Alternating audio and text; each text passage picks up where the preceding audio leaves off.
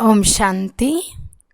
ఈరోజు Murali date 10 June 2025. బాబా చెప్తున్నారు, మధురమైన పిల్లలు, మీరు శ్రీమతంను అనుసరిస్తూ అందరికీ సుఖంనివ్వాలి. శ్రేష్టంగా ఇతరులను శ్రేష్టంగా చేసేందుకు మీకు శ్రేష్ఠ మతం లభిస్తుంది. ప్రశ్న: దయాహృదయులైన పిల్లల హృదయంలో ఏ అల వస్తుంది? వారు ఏం చేయాలి? జవాబు: దయాహృదయులైన పిల్లల మనసులో మేము గ్రామానికి వెళ్ళి సర్వీస్ చేయాలని అనిపిస్తుంది. ఈ రోజుల్లో పాపం మనుషులు చాలా దుఃఖంలో ఉన్నారు. వారి వద్దకు వెళ్ళి విశ్వంలో పవిత్రత, సుఖశాంతుల దైవీ స్వరాజ్యం స్థాపన అవుతూ ఉంది. ఇది అదే మహాభారత యుద్ధం.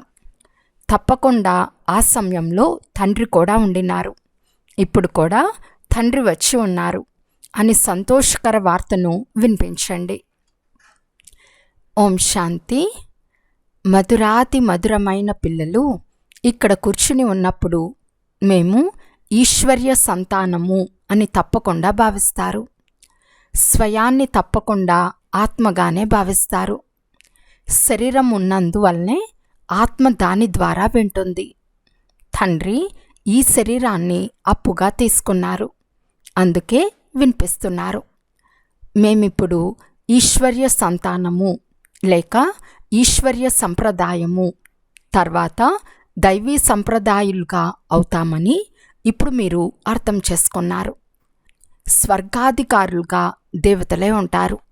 మనం మళ్ళీ 5000 సంవత్సరాల క్రితం వలె దైవీ స్వరాజ్యం స్థాపన చేస్తున్నాము. మళ్ళీ మనం దేవతలుగా అవుతాము. ఈ సమయంలో పూర్తి ప్రపంచం, విశేషంగా భారతదేశంలోని మనుషు మాతృలందరూ పరస్పరం దుఃఖాన్నే ఇచ్చుకుంటున్నారు. సుఖధామం కూడా ఉంటుందని, ఒకప్పుడు ఉండేదని వారికి తెలియదు. పరంపిత పరమాత్మ వచ్చి అందరికీ సుఖశాంతులను ఇస్తారు. ఇక్కడ ప్రతి ఇంట్లో పరస్పరం దుఃఖంనే ఇచ్చుకుంటున్నారు. విశ్వం అంతటా దుఃఖం ఉంది. ఇప్పుడు తండ్రి మనల్ని 21 జన్మలకు సదా సుఖవంతులుగా చేస్తున్నారని పిల్లలైన మీకు తెలుసు. దుఃఖం ఎప్పటి నుండి ప్రారంభమైందో, మళ్ళీ ఎప్పుడు పూర్తి అవుతుందో వేరే ఎవ్వరి బుద్ధిలో చింతన జరగదు. మనం ఈశ్వర్య సంప్రదాయస్తులుగా ఉండేవారమని, వాస్తవానికి పూర్తి ప్రపంచంలోని మనుషు మాతృలందరూ ఈశ్వర్య సంప్రదాయస్తులని మీ బుద్ధిలో మాత్రమే ఉంది. ప్రతి ఒక్కరూ వారిని తండ్రి అని పిలుస్తారు. ఇప్పుడు శివబాబా మాకు శ్రీమతంను ఇస్తున్నారని పిల్లలైన మీకు తెలుసు. శ్రీమతం ప్రసిద్ధమైనది. సర్వశ్రేష్టమైన భగవంతుండే సర్వశ్రేష్టమైన మతం. వారి గతి మతి అంటే పద్ధతులు, విధానాలు భిన్నమైనవని మహిమ ఉంది. శివబాబా శ్రీమతం ఎలా ఉన్న మనల్ని ఎలా తయారు చేస్తుంది? స్వర్గానికి అధికారులుగా చేస్తుంది. ఇతర మనుషు మాతృలంతా నరకానికి యజమానులుగా చేస్తారు. ఇప్పుడు మీరు సంగం యుగంలో ఉన్నారు. ఈ నిశ్చయమైతే ఉంది కదా. నిశ్చయబుద్ధి గలవారే ఇక్కడకు వస్తారు. బాబా మనల్ని మళ్ళీ సుఖధామానికి యజమానులుగా చేస్తున్నారని కూడా గ్రహిస్తారు. మనమే 100% పవిత్ర గృహస్థ మార్గంలోని వారిగా ఉండేవారమనే స్మృతి కలిగింది. 84 జన్మల లెక్క కూడా ఉంది కదా. ఎవరెవరు ఎన్ని జన్మలు తీసుకుంటారు, తర్వాత ఏ ధర్మాలు వస్తాయో వారి జన్మలు కూడా కొద్దిగానే ఉంటాయి. ఇప్పుడు మేము ఈశ్వర్య సంతానమని పిల్లలు నిశ్చయం ఉంచుకోవాలి. అందరినీ శ్రేష్టంగా చేసేందుకు మనకిప్పుడు శ్రేష్ఠ మతం లభిస్తోంది. మన తండ్రే మనకు రాజయోగాన్ని నేర్పిస్తారు. వేదశాస్త్రాలు మొదలైనవన్నీ భగవంతుని కలిసే మార్గాలని మనుషులు భావిస్తారు. కానీ భగవంతుడు చెప్తున్నారు, వీటి ద్వారా ఎవ్వరూ నన్ను కలవలేరు, నేనే వస్తాను. అందుకే నా జయంతిని ఆచరిస్తారు. కానీ ఎప్పుడు ఎవరి శరీరంలో వస్తానో బ్రాహ్మణులైన మీకు తప్ప వేరెవ్వరికీ తెలియదు. ఇప్పుడు పిల్లలైన మీరు అందరికీ సుఖంనివ్వాలి. ప్రపంచంలో అందరూ ఒకరికొకరు దుఃఖంనే ఇస్తారు. వికారాలలోకి వెళ్ళటము అంటే దుఃఖం ఇవ్వటమని వారికి తెలియదు. ఇది చాలా గొప్ప దుఃఖమని ఇప్పుడు మీకు తెలుసు. పవిత్రంగా ఉండే కుమారిని అపవిత్రం చేస్తారు. నరకవాసిగా చేసేందుకు ఎంత ఆడంబరంగా ఉత్సవం చేస్తారు. ఇక్కడ అలాంటి హడావిడి ఆడంబరాల మాటే లేదు. మీరు చాలా శాంతిగా కూర్చుని ఉన్నారు. అందరూ సంతోషిస్తారు. విశ్వం అంతటినీ సదా సుఖవంతంగా చేస్తారు. మీరు శివశక్తుల రూపంలో గౌరవింపబడుతున్నారు. మీ ఎదుట లక్ష్మీనారాయణులకు కూడా ఏమాత్రం మహిమ లేదు. శివశక్తుల పేరే ప్రసిద్ధమై ఉంది. ఎందుకంటే తండ్రి ఎలా సర్వీస్ చేశారో, అందర్నీ పవిత్రం చేసి సదా సుఖవంతులుగా చేశారో, అలా మీరు కూడా తండ్రికి సహయోగులుగా అయ్యారు. కనుక శివశక్తులైన మీకు భారత్ మాతలకు మహిమ ఉంది. ఈ లక్ష్మీనారాయణులు రాజారాణులు, వారి ప్రజలంతా స్వర్గవాసులు. అదేమైనా పెద్ద విషయమా? వారు ఎలాగైతే స్వర్గవాసులో అలా ఇక్కడి రాజారాణులు అందరూ నరకవాసులు. అలాంటి నరకవాసులను మీరు స్వర్గవాసులుగా చేస్తారు. మనుషులకేమీ తెలియదు. పూర్తి తుచ్చబుద్ధి గలవారిగా ఉన్నారు. ఏమేమో చేస్తూ ఉంటారు. ఎన్ని యుద్ధాలు మొదలైనవి చేస్తారు. ప్రతి విషయంలో దుఃఖమే దుఃఖం ఉంది. సత్యుగంలో ప్రతి విషయంలో సుఖమే సుఖం ఉంటుంది. ఇప్పుడు అందరికీ సుఖంనిచ్చేందుకే బాబా శ్రేష్ఠ మతంను ఇస్తారు. శ్రీమద్ భగవాను వాచ అని మహిమ కూడా ఉంది. శ్రీమతం మనుష్య వాచ కాదు. సత్యుగంలో దేవతలకు మతంనిచ్చే అవసరమే ఉండదు. ఇక్కడ మీకు శ్రీమతం లభిస్తుంది. తండ్రితో పాటు మీరు కూడా శివశక్తులని గాయనం చేయబడతారు. ఇప్పుడు మళ్ళీ ఆ పాత్రను ప్రాక్టికల్గా అభినయిస్తున్నారు. ఇప్పుడు తండ్రి చెప్తున్నారు, పిల్లలైన మీరు మనసా వాచా కర్మన అందరికీ సుఖంనే ఇవ్వాలి. సుఖధామానికి మార్గాన్ని చూపించాలి. ఇదే మీ కర్తవ్యం. శారీర నిర్వహణ కొరకు పురుషులు ఉద్యోగ వ్యాపారాలు కూడా చేయవలసి వస్తుంది. సాయంకాల సమయంలో దేవతలు విహారానికి భూప్రదక్షిణ చేస్తారని అంటారు. ఇప్పుడు దేవతలు ఇక్కడకు ఎక్కడి నుండి వస్తారు? కానీ ఈ సమయాన్ని శుద్ధమైందని అంటారు. ఈ సమయంలో అందరికీ తీరిక కూడా లభిస్తుంది. పిల్లలైన మీరు నడుస్తూ తిరుగుతూ లేస్తూ కూర్చుంటూ స్మృతి చేయాలి. ఏ దేహదారికి చాకరీ మొదలైనవి చేయరాదు. తండ్రి ద్రౌపది పాదాలు ఒత్తినట్లు మహిమ ఉంది. దీని భావాన్ని అర్థం చేసుకోవాలి. ఇది స్థూలంగా కాళ్ళు వత్తే విషయం కాదు. బాబా వద్దకు వృద్ధులు మొదలైన వారందరూ వస్తారు. భక్తి చేస్తూ చేస్తూ అలసిపోయారని బాబాకు తెలుసు. అర్ధకల్పం ఎన్నో ఎదురు దెబ్బలు తిన్నారు కదా, కావున ఈ కాళ్ళు వత్తారు అన్న పదాన్ని వారు తీసుకున్నారు. కృష్ణుడు కాళ్ళు ఎలా వత్తగలడు? అదేమైనా శోభిస్తుందా? మీరు కృష్ణుణ్ణి కాళ్ళు వత్తినిస్తారా? కృష్ణుణ్ణి చూడగానే అతన్ని కౌగలించుకుంటారు. అతడిలో చాలా చమత్కారం ఉంటుంది. కృష్ణుడు తప్ప మరే విషయము బుద్ధిలో కూర్చోదు. అతడే అందరికంటే తేజోమయుడు. అంత చిన్న బాలకుడైన కృష్ణుడు మురళి నడిపించేవాడనే విషయమే శోభించదు. ఇక్కడ మీరు శివబాబాను ఎలా కలుసుకుంటారు? శివబాబాను స్మృతి చేస్తూ తర్వాత వారి వద్దకు రండి అని పిల్లలైన మీకు చెప్పవలసి ఉంటుంది. మమ్మల్ని శివబాబా 21 జన్మలకు సుఖవంతంగా చేస్తారని పిల్లలైన మీకు లోపల సంతోషం ఉండాలి. ఇటువంటి తండ్రికి మీరు సమర్పణ అయిపోవాలి. లౌకికంలో సుపుత్రులుగా ఉండే వారిపై తండ్రి బలిహారం అవుతాడు.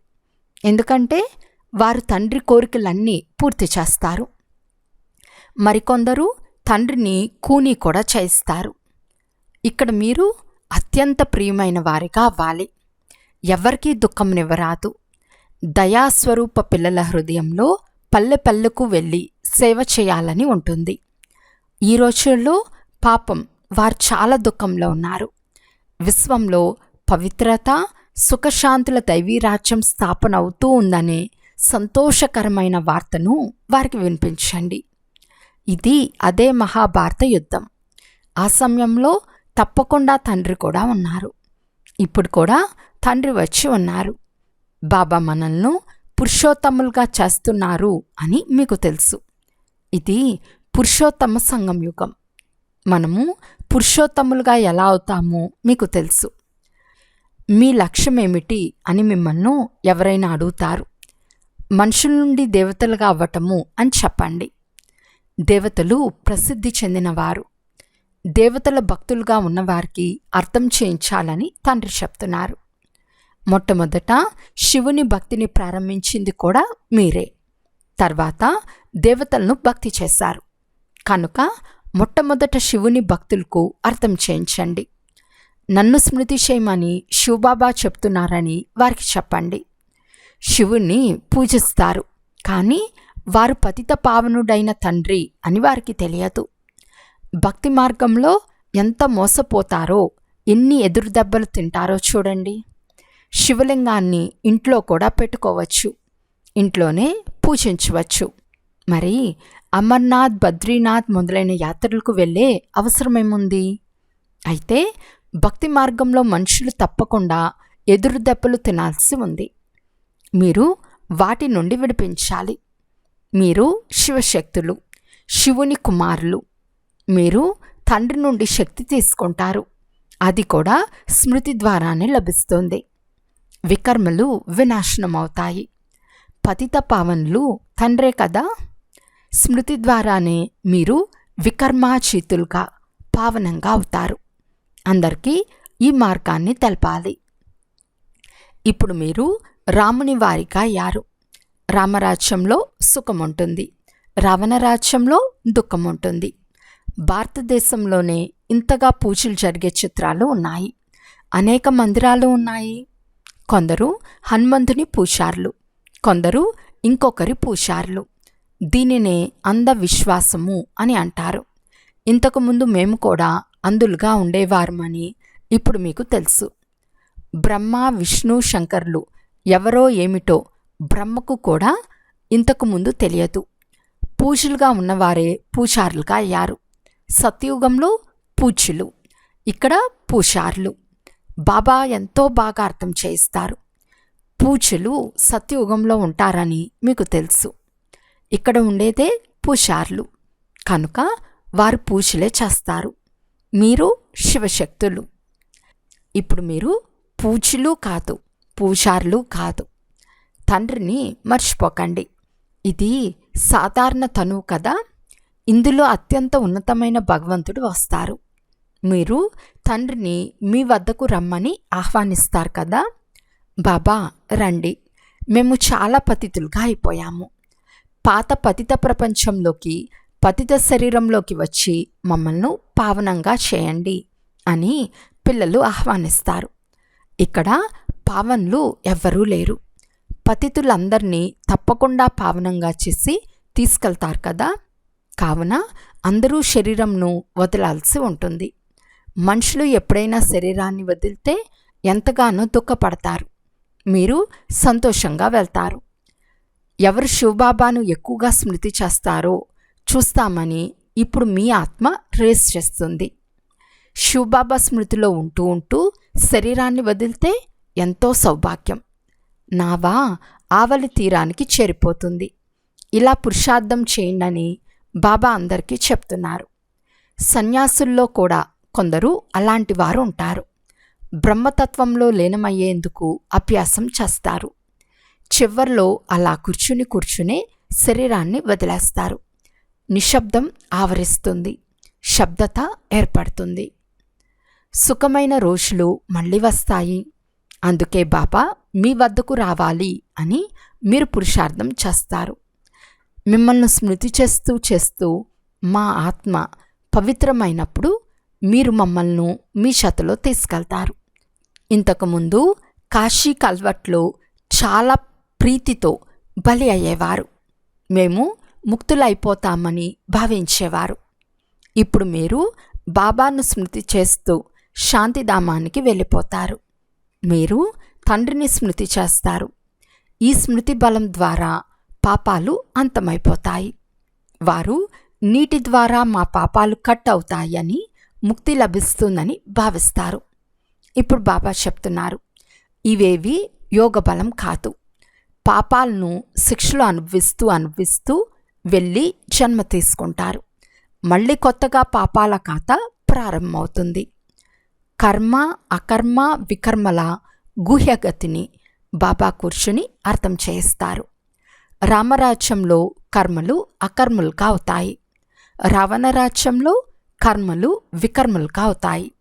అక్కడ ఏ వికారాలు మొదలైనవేవి ఉండవు. మధురాతి మధురమైన పుష్పాల వంటి పిల్లలకు బాబా మనకు అన్ని యుక్తులు, అన్ని రహస్యాలు అర్థం చేయిస్తున్నారని తెలుసు. తండ్రిని స్మృతి చేయటమే ముఖ్యమైన విషయం. పతిత పావనుడైన తండ్రి మీ సన్ముఖంలో కూర్చుని ఉన్నారు. ఎంత నిరహంకారులు! ఎలాంటి అహంకారమూ లేదు. పూర్తి సాధారణంగా నడుస్తూ ఉంటారు. బాప్దాత ఇరువురు పిల్లల సేవకులే. మీకు ఇద్దరు సేవాదారులు ఉన్నారు. సర్వశ్రేష్టమైన శివబాబా ప్రజాపిత బ్రహ్మ. వారైతే త్రిమూర్తి బ్రహ్మ అని అనేస్తారు. వారికి అర్థమేమీ తెలియదు. త్రిమూర్తి బ్రహ్మ ఏం చేస్తారో ఏమీ తెలియదు. అచ్చా, మధురాతి మధురమైన అపురూపమైన పిల్లలకు మాతాపిత బాప్దాదాల ప్రియ స్మృతులు మరియు గుడ్ మార్నింగ్. ఆత్మీక పిల్లలకు ఆత్మీక తండ్రి నమస్తే. ఆత్మీక తండ్రికి ఆత్మీక పిల్లల యొక్క ప్రియ స్మృతులు మరియు నమస్తే నమస్తే నమస్తే. ధారణ కొరకు ముఖ్య సారము. ఫస్ట్ పాయింట్, మేము ఈశ్వర్య సంతానము. శ్రేష్ఠ మతానుసారం నడవాలని సదా నిశ్చయం ఉండాలి. ఎవరికీ దుఃఖం ఇవ్వరాదు. అందరికీ సుఖంనిచ్చే దారిని చూపించాలి. సెకండ్ పాయింట్, సుపుత్రులుగా అయ్యి తండ్రిపై బలిహారి అవ్వాలి. బాబాగారి ప్రతి ఆశను పూర్తి చేయాలి. ఎలాగైతే బాప్దాదా నిర్మాణులుగా నిరహంకారులుగా ఉన్నారో అలా తండ్రి సమానంగా అవ్వాలి. వరదానము, స్వ ఉన్నతి ద్వారా సేవలో ఉన్నతి చేసే సత్యమైన సేవాదారీ భవ. సేవ యొక్క ఉన్నతి కొరకు విశేషమైన ఆధారము స్వోన్నతి. స్వోన్నతి తక్కువగా ఉంటే సేవ కూడా తక్కువగా ఉంటుంది. కేవలం ఎవరికైనా నోటి ద్వారా పరిచయం ఇవ్వటమే సేవ కాదు, కానీ ప్రతి కర్మ ద్వారా శ్రేష్ఠ కర్మల ప్రేరణ ఇవ్వటం కూడా సేవయే. ఎవరైతే మనసా వాచా కర్మన సదా సేవలో తత్పరులై ఉంటారో వారికి సేవ ద్వారా శ్రేష్ఠ భాగ్యం యొక్క అనుభవం అవుతుంది. ఎంతగా సేవ చేస్తారో అంతా స్వయం కూడా ముందుకు వెళ్తారు. తమ శ్రేష్ఠ కర్మ ద్వారా సేవ చేసేవారు సదా ప్రత్యక్ష ఫలాన్ని ప్రాప్తి చేసుకుంటూ ఉంటారు. స్లోగన్, సమీపంగా వచ్చేందుకు ఆలోచించటం, మాట్లాడటం మరియు చేయటం సమానంగా చేసుకోండి. అవ్యక్త సూచన, ఆత్మిక స్థితిలో ఉండే అభ్యాసం చేయండి. అంతర్ముఖులుగా అవ్వండి.